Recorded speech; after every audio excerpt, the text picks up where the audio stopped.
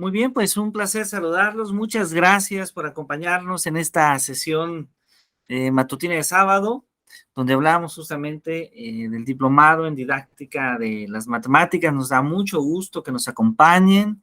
Esperamos que estén disfrutando tanto de las actividades de la sesión pasada como también, desde luego, de las actividades que aparecen ahí en plataforma.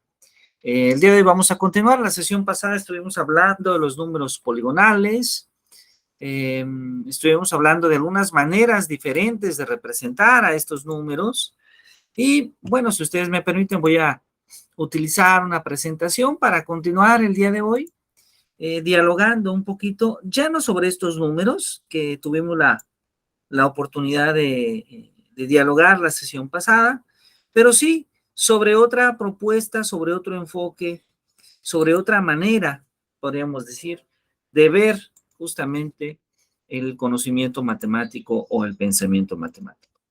Y con ello me estoy refiriendo en esta ocasión, una disculpa, no sé si se logra ver ya la presentación por allá. Sí. ¿Ya se ve? Perfecto. Con ello me estoy refiriendo a un matemático muy distinguido en diferentes ámbitos, particularmente en el ámbito de la eh, topología algebraica, un matemático de origen alemán, pero que también es holandés, y me estoy refiriendo a Hans Freudenthal.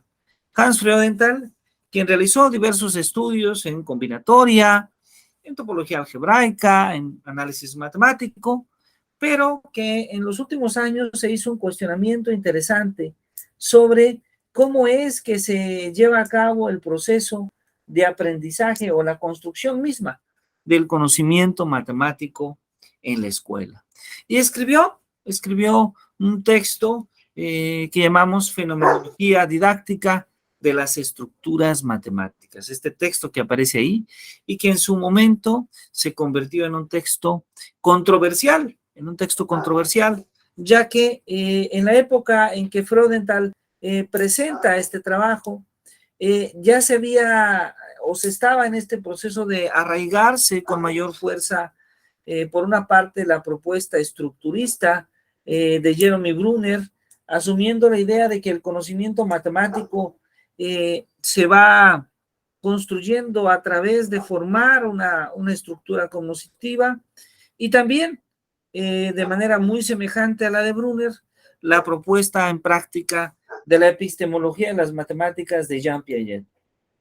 Podríamos decir que, sobre todo, la epistemología de Jean Piaget alcanzó una popularidad muy importante en la época, de tal manera que esta fenomenología didáctica pues parecía ser una teoría controversial y una teoría, digamos, hasta cierto grado rebelde, o que buscaba refutar algunos aspectos de las propuestas elaboradas por Jean Piaget. Es así que nace la fenomenología didáctica, y Hans Freudenthal se opone a varios aspectos que están considerados o que él considera que Piaget toma, que tanto Piaget como Brunner toma en sus respectivas teorías. Lo primero está en los objetivos operacionales. Creo que todos hemos experimentado, bien sea como alumnos, bien sea como profesores, en diferentes etapas de nuestra vida, cierta dificultad que experimentamos cuando la clase de matemáticas se convierte principalmente en realizar operaciones, bien sea aritméticas, bien sea algebraicas, bien sea inclusive de otros campos de estudio como la geometría, como la trigonometría, como el cálculo, donde se pierde cierta relación de ese pensamiento, de esa construcción del conocimiento matemático con la realidad. Se centra principalmente en realizar operaciones que no siempre del todo están vinculadas o están relacionadas con aspectos de la vida cotidiana, con aspectos del contexto y, por qué no decirlo, del propio interés de los estudiantes. Freudenthal entonces se opone a la idea de que la enseñanza de las matemáticas tome como base en muchas ocasiones priorizar la resolución de operaciones, priorizar las técnicas que principalmente se basan en resolver problemas matemáticos sin vincularlos a la realidad que viven los estudiantes. En esto consiste la primera idea de Hans Freudenthal. Pero no solo eso, también se opone a la idea de que haya pruebas estructuradas de evaluación. Es decir, Freudenthal insiste en la idea de que en realidad una prueba estandarizada como tal no evalúa realmente el conocimiento matemático que los alumnos tienen, ya que principalmente evalúa algunos aspectos ciertamente de la memoria, evalúa cierta capacidad para seguir un determinado algoritmo, pero él insiste que pensar desde la perspectiva matemática, pues es un poco más, es una actividad con mayor profundidad que solamente desarrollar un algoritmo. Y entonces, en este sentido, también establece una crítica a la investigación educativa estandarizada. A la educación que no tome en consideración el contexto, que no tome en consideración la diversidad de ideas, de pensamiento, de actitudes, de estudiantes que tenemos en el salón de clase. Se opone a que se aplique el estructuralismo de Brunner, se opone al constructivismo de Jean Piaget. Y muy especialmente, debo decirlo, que se opone en cierta medida a la elaboración de materiales concretos para comprender los conceptos matemáticos. Para Freudenthal, esta idea es una idea mucho más superficial, ya que, de acuerdo a su propuesta, el material concreto es solamente una simulación de la realidad que vive el estudiante al acercarse, al vincularse a los conceptos matemáticos. Entonces, se opone también a que haya una separación entre la investigación educativa, entre el desarrollo curricular y la práctica docente. También se opone a la idea de que se desarrolle una transposición didáctica de la matemática moderna a la enseñanza de la matemática en la escuela. Si recordamos, un poco después de la mitad del siglo pasado, hubo todo un movimiento en el campo de la enseñanza de las matemáticas que se le llamó justamente la matemática moderna, la enseñanza de la matemática moderna, y que proponía que las nociones abstractas como conjunto, como grupo, como anillo, como campo, que las matemáticas que comúnmente llamamos modernas o abstractas fuesen también enseñadas en la educación básica y media superior. Para Freudenthal, el resultado de ello, lo que causaba era que finalmente hubiese una serie de confusiones y no se lograba aprender los conceptos modernos y tampoco se lograba aprender los conceptos básicos en la matemática escolar.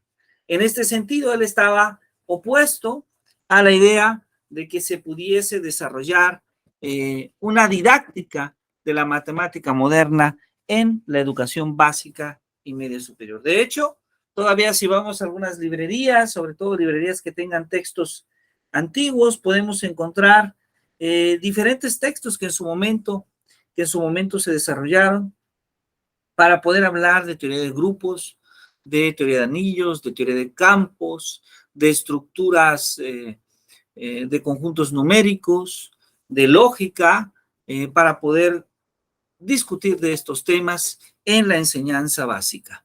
Un momento, por favor. Parece que alguien más nos acompaña en la sesión. Perfecto. Entonces, bienvenido, profesor Alexander, bienvenido.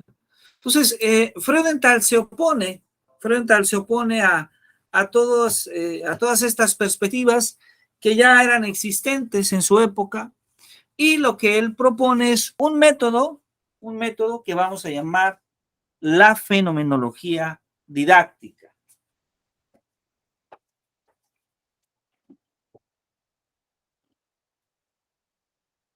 Y bueno, la pregunta es, ¿en qué consiste esta fenomenología didáctica? Pues bueno, esta fenomenología didáctica, el día de hoy, para dialogar sobre ella, me he permitido proponer un ejemplo que nos permita analizar, que nos permita indagar un poco sobre esta perspectiva pedagógica que Hans Freudenthal desarrolló. Para ello es necesario recordar el trabajo que hace Giuseppe Peano, un matemático italiano, sobre la axiomatización de los números naturales.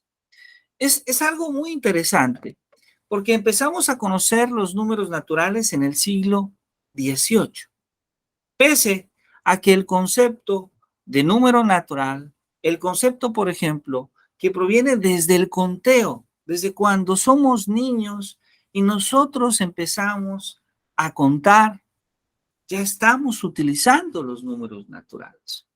Entonces, hay que diferenciar la idea del uso de los conceptos matemáticos con la comprensión misma de los conceptos matemáticos. Es decir, nosotros en primera instancia a veces podemos utilizar un concepto, aunque su comprensión, su formalización llegue mucho, pero mucho después. ¿Sí? Giuseppe Peano, entonces, hasta el siglo XVIII, aborda esta idea de cuáles son las características que tienen los números naturales. Ahí, justamente, a través de 5 axiomas, Giuseppe Peano nos habla, por ejemplo, en primera instancia, que el 1 es un número natural. De hecho, el 1 es el primer número natural. ¿Sí? Otro axioma del que nos habla es que todo número natural tiene un sucesor. Y de hecho define esta noción de sucesor como una especie de función Sn igual a n más 1. ¿Y a qué se refiere Giuseppe Peano con esto? Por ejemplo, el 1 es el primer número natural. Ahí está, el 1. El 2 es 1 más 1. El 3 es 2 más 1. El 4 es 3 más 1. El 5 es 4 más 1. El 6 es 5 más 1. Entonces, observemos que esta función de sucesor siempre nos da el siguiente número, ¿no? El siguiente número. Ahora, ahí mismo nos dice que el 1 no es sucesor de ningún número. Esto lo que significa es que los números naturales comienzan en el 1. Además de eso, Giuseppe Peano nos habla justamente de que si dos números tienen el mismo sucesor, pues entonces esos dos números tienen que ser el mismo número. Es decir, no puede haber dos números distintos que tengan el mismo sucesor. Y adicionalmente, Peano nos dice que si nosotros tenemos un conjunto que cumpla estas propiedades que me he permitido mencionar para ustedes, entonces ese conjunto que tiene la función de sucesor y que tiene al 1, debe de ser una copia o debe de tener la misma estructura que los números naturales.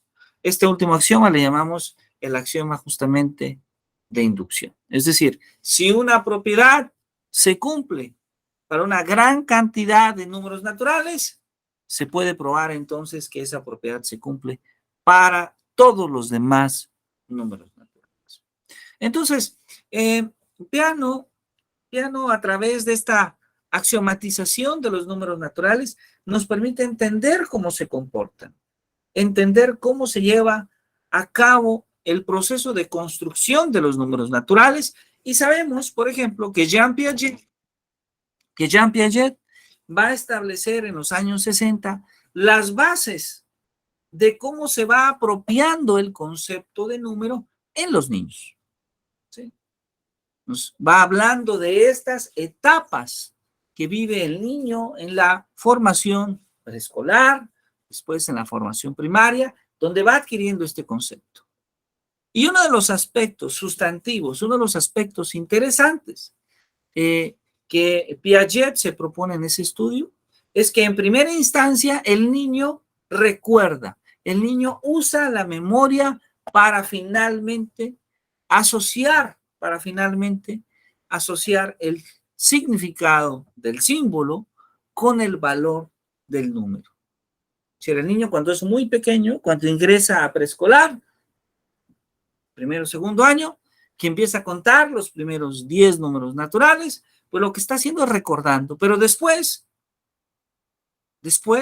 va asociando un significado al símbolo y después va dándose cuenta que hay una noción de orden importante.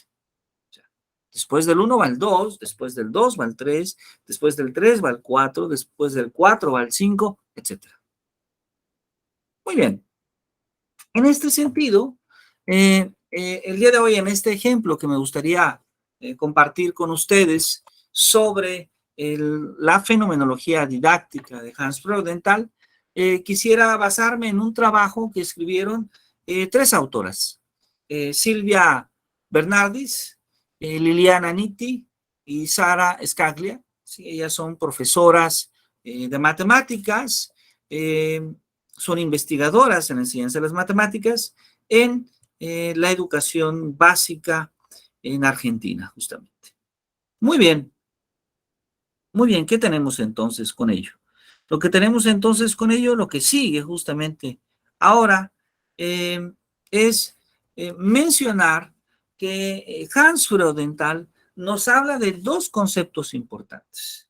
El concepto de númeno, este concepto de idea, de esa idea que está en la mente, y el concepto de fenómeno, que está mucho más ligado a lo experimentado, a lo que vive la persona cuando va construyendo el concepto matemático. Entonces, Freudenthal, insisto, nuevamente lo comenté en un principio, va a ser un epistemólogo, un matemático que plantea una teoría diferente a la de su época, que plantea una teoría que de hecho no gusta a las propuestas existentes. Sin embargo, tiene cierto sentido el mencionar que los conceptos matemáticos finalmente son abstracciones, que los conceptos matemáticos son ideas que están en nuestra mente, que la noción, por ejemplo, de círculo, para Freudenthal es, el círculo no existe en la vida real. El círculo existe en nuestra mente y nosotros vemos círculos porque el círculo está en nuestra mente, porque tenemos la idea, porque tenemos el concepto. Y entonces, cuando lo dibujamos, cuando le pedimos al alumno que haga una circunferencia, entonces ese círculo pasa de ser un nómeno, una idea de la mente, a convertirse en un fenómeno, en una experiencia que vive el estudiante. Cuando le pedimos entonces al niño que escriba 5, en realidad el concepto de 5 es un nómeno, es una idea, es una abstracción.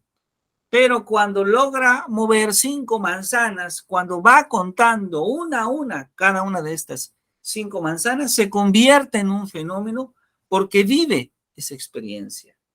cuando le pedimos al alumno que calcule una derivada con una fórmula, estamos hablando de un número.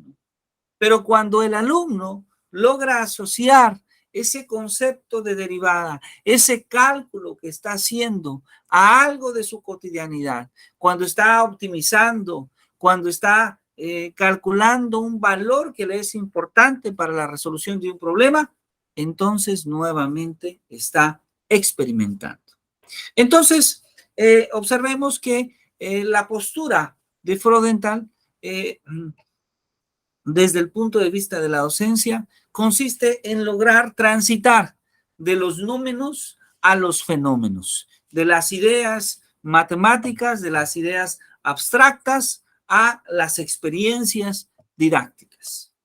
Y en este sentido, las tres autoras que me he permitido citar analizan justamente el concepto de desigualdad.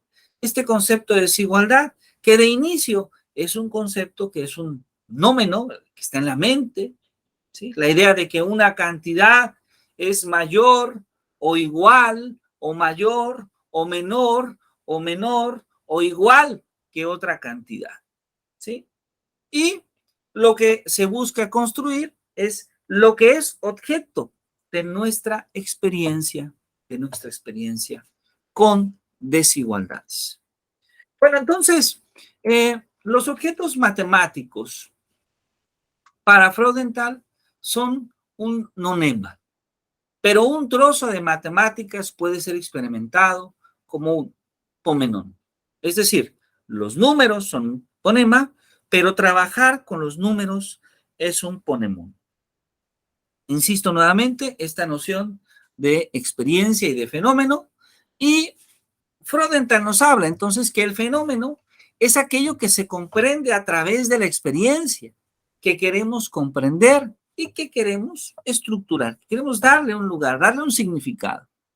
Mientras que el nómeno corresponde a una especie de entidad de pensamiento, de las ideas con las que organizamos justamente al fenómeno, ¿sí? Podríamos decir en este sentido que el nómeno es eso que es capaz de irse, de concebirse en la mente, ¿sí? Entonces, Freudenthal nos habla de que gran parte de la labor de nosotros como docentes es, desde luego, poder pasar, poder lograr, poder generar las condiciones para que el alumno pase del nómeno al fenómeno. Y en este sentido, estamos hablando de este ejemplo, de este concepto de desigualdad, ¿sí? Este concepto de desigualdad que es un nómeno y que es el objeto del pensamiento. Y la pregunta es, ¿cómo nosotros podemos construir fenómenos de este nómeno? Es decir, aquellas experiencias, cómo nosotros podemos hablar de algunas experiencias matemáticas donde utilicemos el concepto de desigualdad. Y entonces aquí viene la primera tarea de esta sesión de trabajo. Vamos a pensar desde el ámbito educativo donde nosotros trabajamos, desde el nivel educativo donde trabajamos, y vamos a preguntarnos si podemos construir un problema matemático en los que tenga sentido utilizar justamente el concepto de desigualdad. No es necesario, lo comento, no es necesario que resolvamos el problema. Aquí estamos hablando más bien de que nosotros propongamos un problema matemático en el que tenga sentido utilizar el concepto de desigualdad en nuestros estudiantes. El concepto de desigualdad prácticamente aparece desde la educación preescolar, cuando estamos hablando ya del orden de los números, de cuándo un número es mayor o igual que otro, hasta la formación universitaria, donde ahí también, desde luego, el concepto de desigualdad es sumamente importante. Entonces, vamos a tomarnos unos minutos, si ustedes están de acuerdo, podemos, son las 9:32, creo que podemos tomarnos sin problema unos 8 minutos para que desde casa podamos escribir un problema matemático que podamos, desde luego, compartir con nuestros demás colegas, donde utilicemos justamente este concepto de desigualdad. Muy bien. En este punto, no sé si alguien tenga alguna pregunta, alguna duda.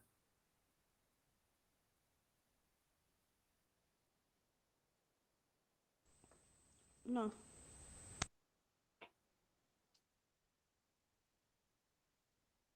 Bueno, pues si no lo hay, entonces les invito a que tomemos este tiempo para escribir nuestro problema, por favor. Yo aprovecharé para ir por una taza de café.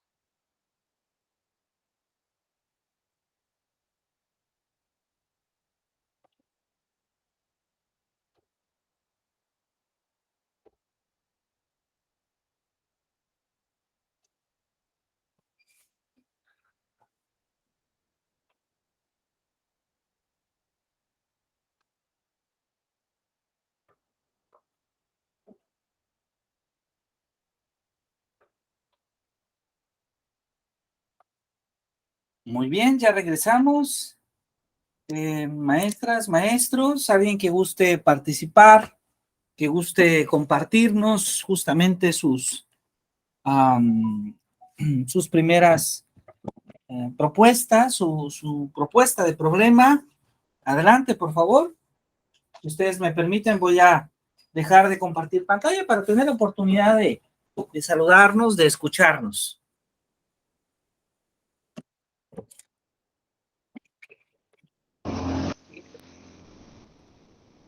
Bueno, pues un problema, no sé, se me ocurre, por ejemplo, que podría ser, determina la cantidad de alumnos que, mayores que tengan un peso mayor a 50 kilogramos y menor o igual a 55, y también que tengan una estatura mayor a 1.50 centímetros, pero menor o igual a 1.60.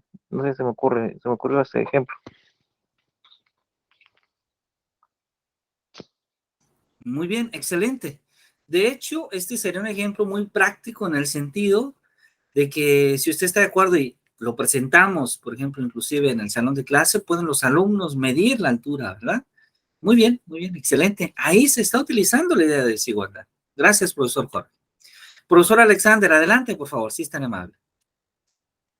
Sí, buenos días. Pues yo lo pensé así como una tipo de introducción a las desigualdades. Pensaba en las mareas, ¿no? Decirle a los niños, bueno, sabemos que el nivel del mar se ve afectado, sube o baja por la posición de la Tierra, el Sol y la Luna. Eso es lo que crea las mareas. Y entonces los barcos, pues, no pueden transitar si la marea está muy alta o si la marea está muy baja. No, bueno, no lo recomiendan, ¿no? Entonces, decirle a los estudiantes, darles algunos valores y que revisen si están dentro del rango en que es posible que los barcos puedan salir. Es un problema que se me ocurre así muy introductorio, pero creo que puede servir para introducir a la comparación y a la desigualdad, ¿no? Exactamente, muy bien, muchas gracias. Es decir, en este caso, el alumno puede darse cuenta, de acuerdo a la marea, si es prudente, a ver si entiendo bien, que el barco pueda zarpar, ¿verdad? Exacto, sí. Muy bien, excelente. Muchas gracias, profesor Alexander. Gracias por compartirnos. Profesora Socorro, profesor José Luis, ¿a quién le gustaría hacerlo primero? Adelante.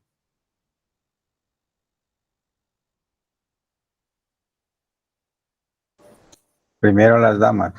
Ah, perfecto. Profesora Socorro, adelante, por favor.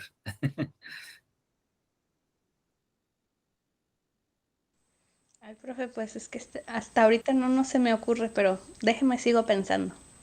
Ok, muy bien. Ya escuchamos dos buenos ejemplos, ¿verdad? Dos buenos ejemplos. Profesor José Luis, entonces adelante y damos un poquito de tiempo a la profesora Socorro. Sí. Bueno, yo había pensado en la cuestión de la temperatura, que cuando hace calor, cuando hace frío, pero no se me ocurre cómo plantear un problema en ese aspecto. Simplemente la mención es que, bueno, cuando hace calor la temperatura tiende a subir, y cuando hace frío pues, tiende a bajar, pero ¿cómo medir esa temperatura? Entonces, no encuentro la manera cómo plantear esa situación. Mire, creo que una manera podría hacerlo, no sé si usted esté de acuerdo, tal vez asumir la idea, por ejemplo, podríamos utilizar la idea de definir qué significaría que una temperatura fuese fría. Por ejemplo, a veces nosotros decimos, en tal ciudad, no sé si, por ejemplo, el Centro de Investigación y Ciencia de las Matemáticas tiene su sede en la ciudad de Morelia. Entonces la gente dice, bueno, creo que Morelia es fresco, es una ciudad que tiende a ser fría. Entonces, desde el punto de vista de la climatología, ¿cómo definimos que una ciudad tiene una temperatura fría? ¿Cuáles son las temperaturas en las que oscila, digamos, para que podamos decir que ciudades como Morelia, Toluca, Pachuca, por ejemplo, son ciudades que tienen un clima que tiene una tendencia a que hace frío? Hay otras ciudades, no sé, Acapulco, por ejemplo, Cancún,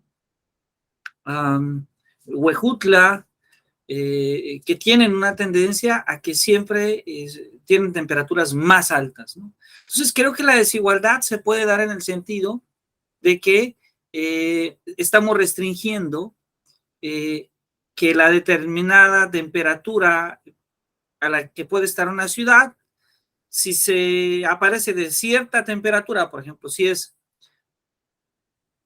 oscila que está entre los 0 y los 14 grados, podemos decir que es un lugar más fresco.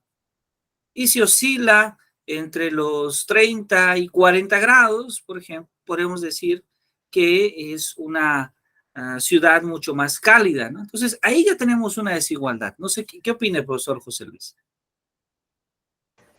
Sí, muy bien. Bueno, también podría ser que iniciar preguntándoles, por ejemplo, quién ha viajado a otras ciudades y entonces qué ha sentido en esas ciudades que ha estado. Y por otro lado, pues aquí en Acapulco, pues nunca hace frío realmente. Entonces, pero hay sí momentos donde se siente fresco y ahí podríamos aprovechar para poner ese tipo de ejemplos. Entonces, se podría plantearse de esa manera.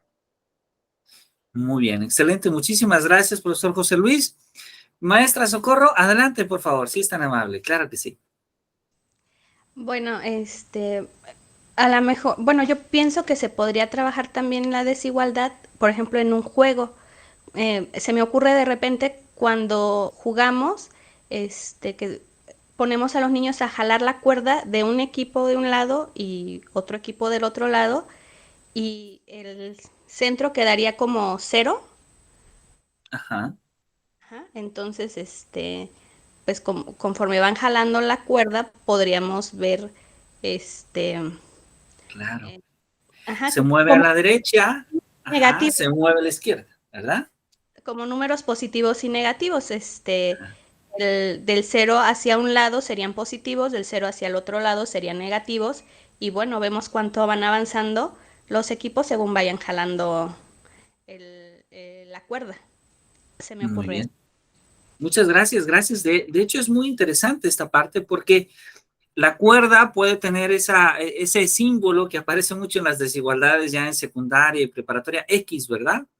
Entonces, cuando la cuerda va hacia la derecha, justamente es un X que es positivo.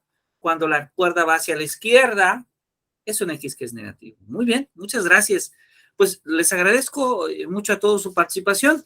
Voy a apagar mi cámara un poquito y voy a volver a presentar, porque estas primeras ideas sobre cómo podemos utilizar el concepto de desigualdad, que de hecho es una reflexión que nosotros estamos haciendo ahora, pero que las autoras de esta investigación que he comentado, Bernaldis, Nitti y Scaglia, ya han podido realizar y nos han comentado algunos resultados de su investigación en diferentes niveles educativos, ¿sí? Como comentaba, la noción de desigualdad aparece desde la educación más elemental. Desde cuando en preescolar hablamos de si un número es mayor que otro número, que si un número es menor que otro número, que si ordenamos los números, ya estamos hablando desde luego de la noción de desigualdad. Y aparece muy ligada a la noción de orden. Pero naturalmente que con el paso de la formación educativa, ya cuando estamos en preparatoria, cuando estamos en los estudios universitarios, pues requiere de mucho más formalismo para presentar esta noción de desigualdad. Ellas hicieron un estudio en dos textos, basado en dos textos. Un texto muy conocido que es el Liman de matemática básica, particularmente en la sección de álgebra, y también el libro de Cálculo 1 de Salas, Hill y Edgen, de la editorial Reverte. Bueno, lo primero es mencionar que el concepto de mayor y menor entre dos números corresponde el de ordenación. ¿sí? Esto aparece en el libro justamente de Lyman que estamos citando aquí. Y la relación de orden queda restringida, al menos así lo propone Lyman, a los números reales para él. Él considera principalmente que el estudio que presenta de desigualdades se limita al de los números reales, porque uno de los argumentos que da es que no tiene sentido decir que un número complejo es mayor que otro, ¿no? Bueno, entonces vamos a hablar de desigualdades, pero vamos a hablar de esas desigualdades en números reales. Y lo primero, lo necesario es, bueno, ¿qué entendemos por desigualdad? Pues Lyman nos dice, si dos expresiones son desiguales, tenemos una desigualdad. Si dos expresiones son desiguales, tenemos una desigualdad, diciendo pues que una de las expresiones es mayor que la otra. Entonces, cuando nosotros ponemos una imagen, ponemos 5 objetos, 5 carritos, y en otro ponemos 3 carritos, y le preguntamos al niño, ¿en cuál imagen hay más carritos? Estamos usando el concepto de desigualdad. Pero también lo estamos usando cuando ponemos una expresión algebraica, una expresión trigonométrica, geométrica o analítica u de otro tipo. Bueno, entonces esto implica un fenómeno de ordenación, ¿sí? Es decir, implica que observemos una relación de orden, una relación de orden. Esto, naturalmente, es importante porque la relación de orden lo que nos permite es justamente ordenar los elementos de un determinado conjunto. Por ejemplo, el número real X se dice que es mayor que el número real Y cuando la diferencia X menos Y es un número positivo. Por ejemplo, 5 es mayor que 2 si 5 menos 2, que es igual a 3, es un número positivo.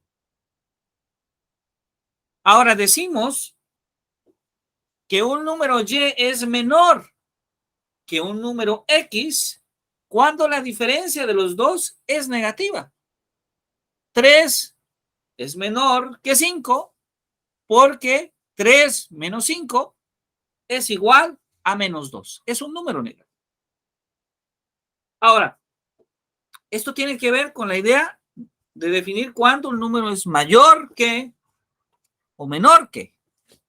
Pero también podemos observar que en muchas ocasiones utilizamos otros símbolos para hablar de las desigualdades. Por ejemplo, A mayor o igual que B significa que A es mayor o igual que B. C menor o igual que D significa que C es menor o igual que D, e inclusive la desigualdad A mayor o igual que 0 es una manera de afirmar que A representa a todo número que es mayor que 0 o que es igual a 0. Dicho de otra forma, a todo número que no es negativo. Ahora, decimos que las desigualdades tienen el mismo sentido cuando sus símbolos de orden, mayor que, menor que, mayor igual que, menor igual que, están en el mismo sentido. Por ejemplo, A mayor que B y C mayor que D tienen el mismo sentido. Y por otro lado, A mayor que B y C menor que D tienen sentidos opuestos. Entonces, una desigualdad en este sentido es una relación que cumple dos propiedades importantes en un conjunto. La primera que cumple se llama tricotomía. ¿Qué es esta tricotomía? Pues es decir, que cuando nosotros tenemos dos números, por ejemplo, A y B, solo se presentan una de estas tres posibilidades. O A es mayor que B, o B es menor que A, o A es igual a B. Y luego está la transitividad. Si A es mayor que B y B es mayor que C, entonces A es mayor que C. ¿Sí? O sea, si 3 es mayor que 2 y 2 es mayor que 1, entonces 3 es mayor que 1. Observemos que esto nos conduce siempre a plantear la existencia de un fenómeno de orden, dado que para poder decir que un número es mayor que otro, se necesita establecer un orden. Ahora, hay varios tipos de desigualdades. En términos generales, podríamos hablar de dos tipos muy conocidos. Una desigualdad absoluta o incondicional, que habitualmente la usamos para decir que los valores de las variables están definidos para todos sus miembros de manera general. Por ejemplo, estamos hablando que en un conjunto determinado todos los miembros de ese conjunto satisfacen esa desigualdad. Por ejemplo, 5 es mayor que menos 7. Sí, siempre 5 es mayor que menos 7, al menos en el conjunto de los números reales. O que x cuadrada más 1 es mayor que 0. Cuando x es un número real, x cuadrada más 1 siempre es mayor que 0. Esto implica entonces un fenómeno que llamamos el fenómeno de la generalización. ¿Sí? Es este fenómeno de la generalización lo que busca es darnos cuenta que hay propiedades que en términos generales o en términos universales se cumplen al hablar de la noción de desigualdad. ¿Sí? Hay propiedades que se cumplen, pues, en lo general, y ejemplos son estos. 5 es mayor que menos 7, siempre.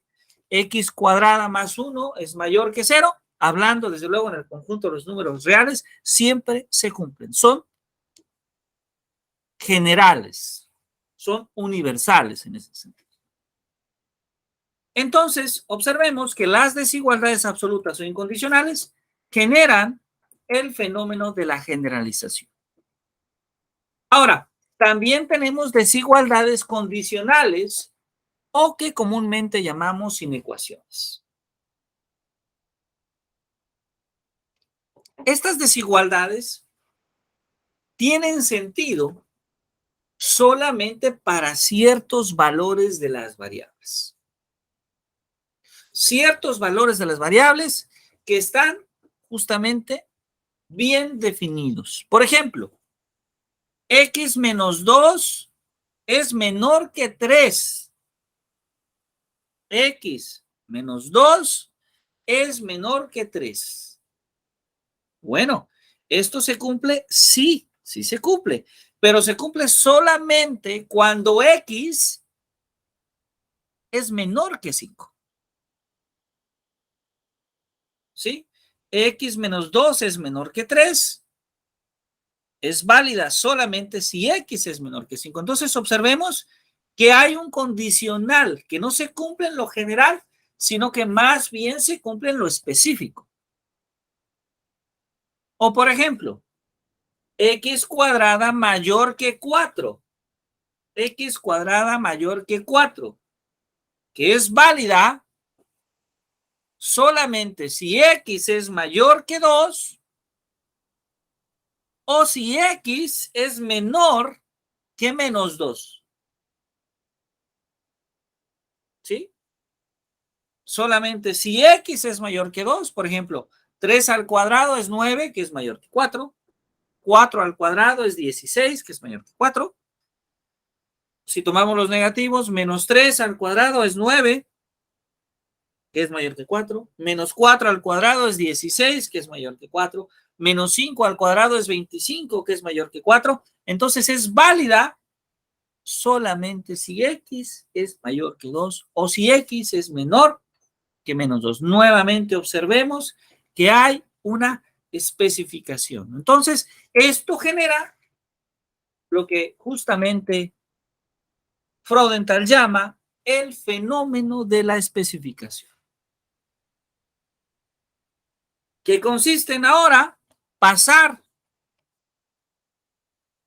que un conjunto cumpla una condición,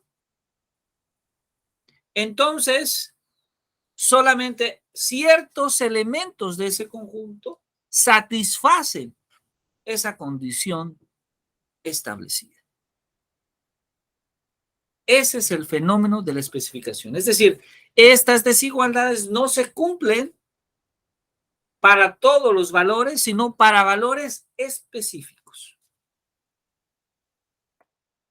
Bueno, entonces, Bernadis, Nuti y Sklaglia, en este análisis que hacen sobre el concepto de desigualdad, nos dicen que entonces, desde la perspectiva de Freudenthal, organiza tres fenómenos.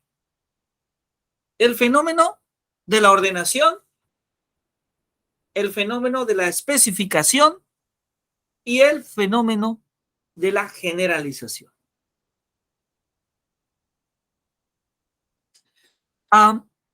Ahora, a esto podemos sumar un poquito estas propiedades que cumplen justamente, que cumplen los números reales. Solamente repasando un poquito. La primera es la tricotomía. Ya habíamos comentado, si tenemos dos números A y B, solamente se puede verificar una de estas tres afirmaciones. O A es menor que B, o A es igual a B, o A es mayor que B. Ahora, las desigualdades satisfacen lo siguiente, lo que tiene que ver justamente con esta propiedad transitiva. Por ejemplo, si A es menor que B y B es menor que C, entonces A es menor que C.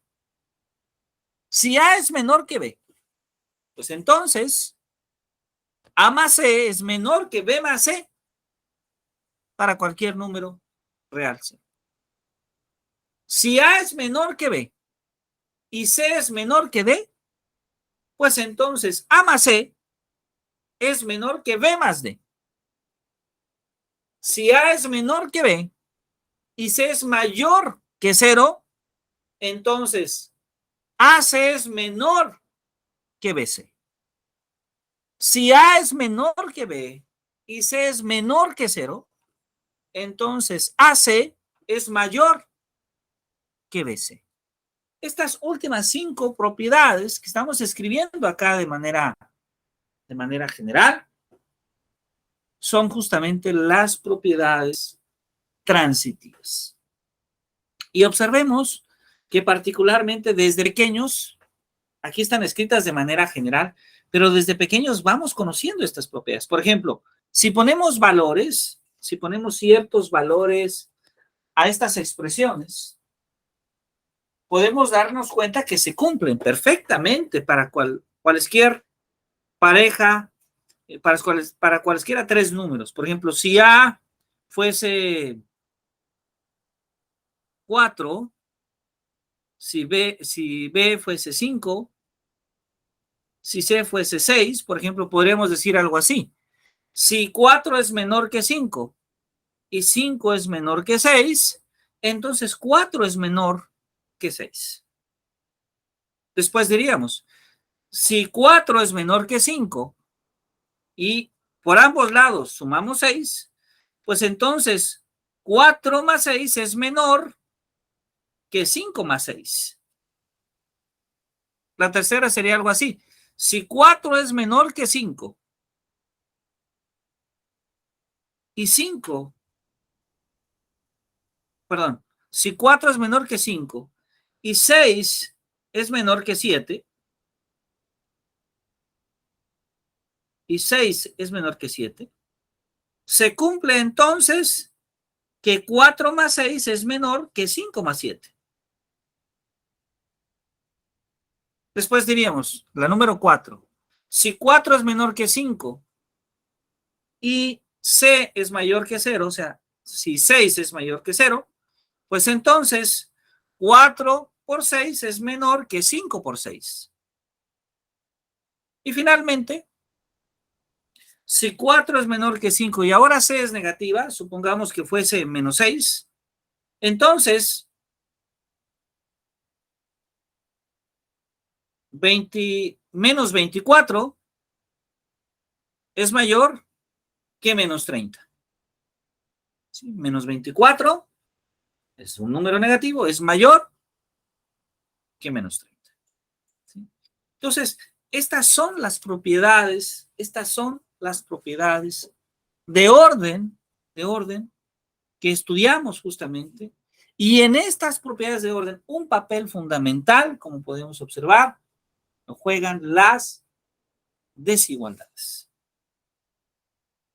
Bueno, entonces, en el análisis que hacen estas tres autoras sobre el uso de las desigualdades, el uso de experiencias, la construcción de experiencias, o en el lenguaje de Hans Freudenthal, los fenómenos a los que nos enfrentamos con las desigualdades es, el primero, comparar expresiones. ¿Sí? Cuando queremos comparar expresiones, de cuando una expresión es mayor o menor que otra. Segundo, resolver inecuaciones. Esto ya lo vimos que está justamente vinculado al fenómeno de la especificación. Y tercero, demostrar desigualdades absolutas. Es decir, vinculado ahora al fenómeno de la generalización, tratar de observar desigualdades que se satisfacen de manera general para los elementos de un conjunto. Muy bien. Entonces, nos damos cuenta que esta visión de Freudenthal es una visión muy especial.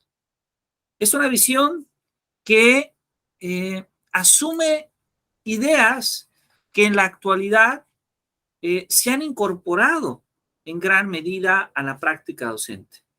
Muy seguramente nosotros hemos escuchado en diversas ocasiones la noción de aprendizaje situado, la noción de aprendizaje contextual, que nos habla de utilizar esos recursos, que nos habla de utilizar el contexto, los intereses, las situaciones que viven los estudiantes para crear situaciones de aprendizaje, para crear experiencias.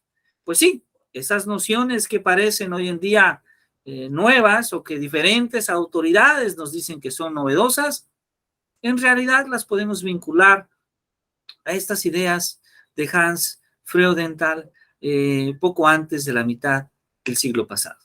¿Sí?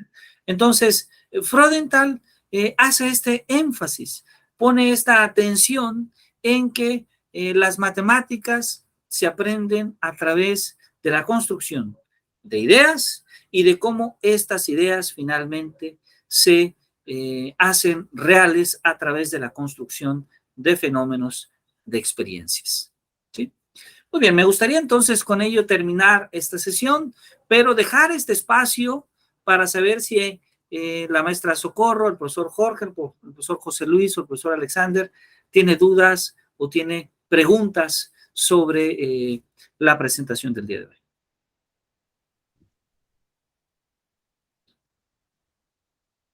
Profesor Alexander, claro que sí, adelante, si es tan amable.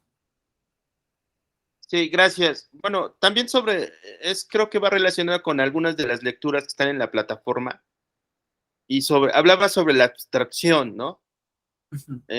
Entonces, a eso a mí me llamó la atención porque ese es un paso que cuesta mucho al estudiante. Y le pongo, por ejemplo, el cambio de la aritmética que ahorita estábamos revisando, lo de las desigualdades, ¿verdad? Entonces, a lo mejor cuando lo tenemos en una cuestión aritmética, o sea, números, parece ser que no les cuesta tanto, ¿no? Lo logran captar bien. Pero ya cuando lo llevamos a un lenguaje más algebraico, cuando hacemos el cambio de variable, el cambio de número a variable, y como ellos dicen, cuando le ponemos letras, es cuando se tuerce el asunto, ¿no? Entonces, por ejemplo, en ese paso particular, o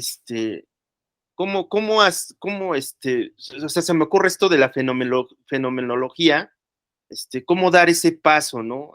No sé si podría comentarnos un poquito sobre eso. Esa sería mi duda. Claro, muchas gracias. Es una muy buena pregunta. Freudenthal asume la idea de que este proceso de abstracción se va construyendo. A ver, el concepto matemático es un concepto ya de hecho abstracto, aun cuando no se pueda representar en una fórmula matemática. Es decir, por ejemplo, la noción de una circunferencia en su centro,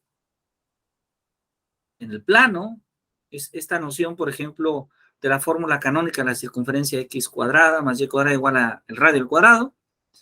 El niño la tiene. No tiene la fórmula, pero tiene la idea de que hay una figura geométrica que cumple en cierta medida con la condición de que todos los puntos que están en su borde así están a la misma distancia del centro. Y esa bolita es una circunferencia. Bueno, Freudenthal asume de que esta noción es una noción completamente abstracta. Y el fenómeno consiste en hacer el dibujo, por decirlo. El fenómeno consiste en pasar de la idea a la experiencia. Ahora, hay algo que no he comentado, porque cuando se vive la experiencia, finalmente, esa experiencia refuerza la idea. Esa experiencia transforma la idea de ser necesario, pero esa experiencia también fortalece la idea que ya se tiene. Es decir, en este sentido, podríamos decir que cuando el niño vive la experiencia, realiza esta de tener una idea abstracta, pasa a tener una idea concisa o concreta, pero esta idea concreta al vivir la experiencia, finalmente ayuda a reforzar y a comprender la idea abstracta. Es en ese paso.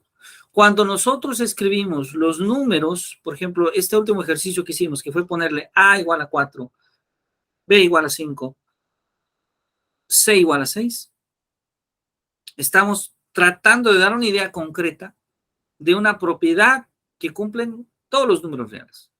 Bueno, de una lista de propiedades.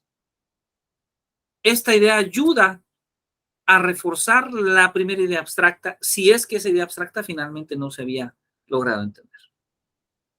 Ahora, la parte interesante que propone Freudenthal es que no hay necesidad de crear un juego, no hay necesidad de crear un instrumento adicional para la construcción del conocimiento matemático.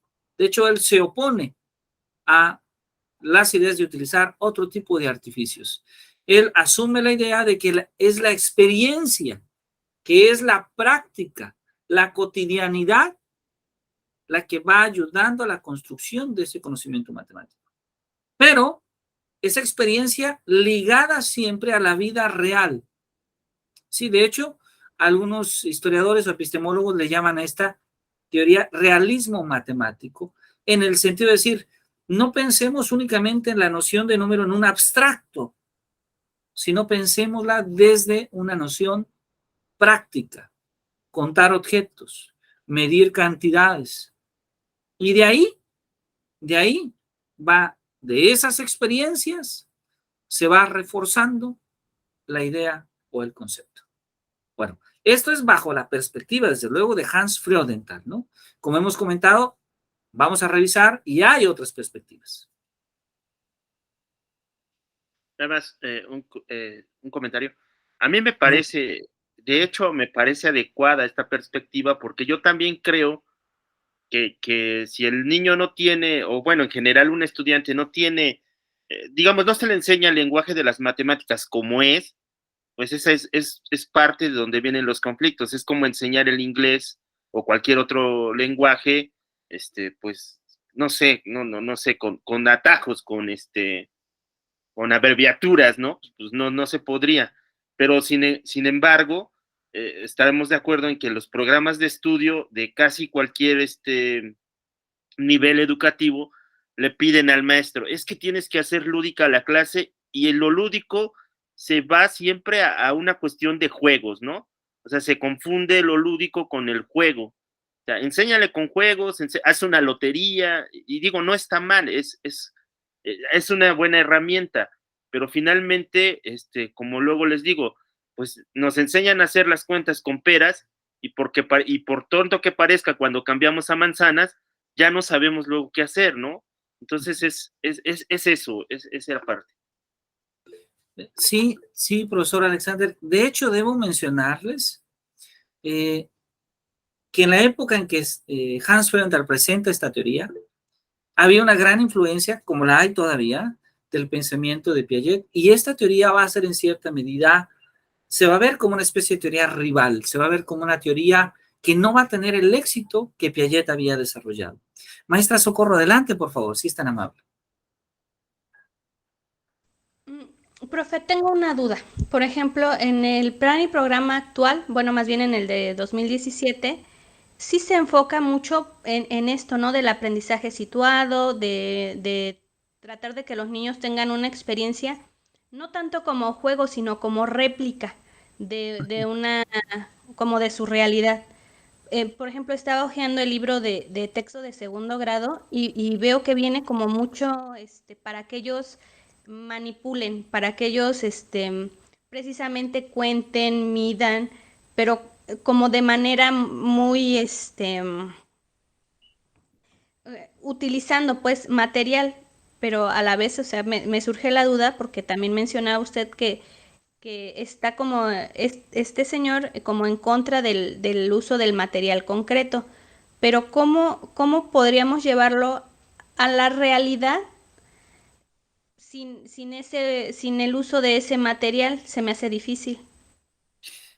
Muchas gracias, maestra Socorro. Es una muy buena pregunta. De inicio debo comentar que esta es una perspectiva, ¿sí? Hay otras perspectivas que son diferentes, pero nosotros a lo largo del diplomado vamos a conocer varias y muy seguramente vamos a tomar como elementos que nos van siendo útiles de unas y de otras, ¿no? Freudenthal, ¿qué nos dice? Que la realidad no necesita ese material adicional, que en la vida cotidiana encontramos esos materiales adicionales y que realmente el trabajo de nosotros como maestras, como maestros es encontrar esos materiales sin la necesidad de ese material adicional. A ver, ¿a qué me refiero? Porque estoy usando la palabra material dos veces, ¿verdad? En dos sentidos. Él a lo que se refiere es a que en muchas ocasiones se construye un juego matemático y este juego matemático ciertamente ayuda a comprender algunos conceptos, pero en muchas ocasiones el juego matemático no es la realidad que vive el alumno en su cotidianidad. En ese sentido, Freudenthal ve el juego matemático como algo mucho más superficial, como una ayuda que sí es un poco de ayuda, pero no hay que confundir el juego, por ejemplo, con la realidad que vive el alumno. Entonces, Freudenthal está un poco más a favor de utilizar instrumentos más cotidianos, medir la altura, por ejemplo, el que usted mencionó, tomar la cuerda. Unos jalan hacia la derecha, otros jalan. Eso es una idea muy interesante que seguramente Freudenthal estaría de acuerdo y diría, eso es mejor, eso es real, es una experiencia real que vive el estudiante para ver cómo se mueve la recta numérica, a que alguien le ponga un juego de la recta numérica. Un juego, me estoy refiriendo a un material didáctico específico. Él dice, la didáctica está en la naturaleza. prácticamente. Está en, podemos vincular la realidad que vivimos con la matemática de manera directa, y su propuesta es que no necesitamos un intermediario, pues directamente podemos tomar del contexto los ejemplos que necesitamos. Pero desde luego esto implica un costo. El costo es la creatividad que nosotros como maestras y maestros vamos creando. No sé si logré contestar, maestra. Sí, muy bien, maestro, gracias. ¿Sí? Ahora, es importante mencionar que el modelo educativo de México, de nuestro país, no toma en consideración la fenomenología didáctica de Hans Freudenthal. El modelo mexicano, es decir, el aprendizaje situado, el aprendizaje contextual, son conceptos más nuevos, pero comentaba yo hace un momento que pareciera que la idea de Freudenthal hace varias décadas atrás era muy semejante. Sin embargo, formalmente el modelo educativo mexicano toma mucho más en cuenta las ideas de la epistemología de Jean Piaget y la resolución de problemas de George Polya. Digamos, el modelo mexicano, tanto el de la nueva escuela mexicana como el modelo anterior, no consideran, digamos, de manera directa esta propuesta de Hans Freudenthal. Hay varias explicaciones. Una explicación podría provenir de la idea de que esta manera de ver la didáctica de las matemáticas es una didáctica de las matemáticas que pertenece a la escuela alemana. Y sabemos que la escuela que al menos en Occidente ha permeado más en diferentes países es la didáctica de la matemática francesa. Y en cierta medida podemos ver esa influencia de la didáctica de la matemática francesa en la gran mayoría de los planes y programas de estudio. Entonces, esto hace que se ha adaptado un poco más a cierto tipo de asumir la enseñanza de las matemáticas, y las otras posturas pues se han dejado un poco de lado.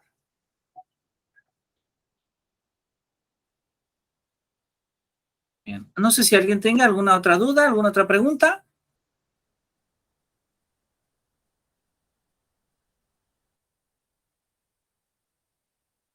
Bueno, pues esta discusión que hoy tuvimos en gran medida aparece ligada al tema 2 del material que está en plataforma. Yo les pido que lo sigan revisando, ahí van a encontrar videos, más materiales, y por favor, cualquier duda, estamos a sus órdenes.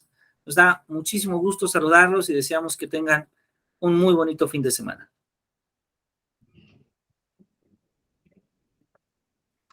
Así que, bueno, nos vemos entonces el próximo sábado.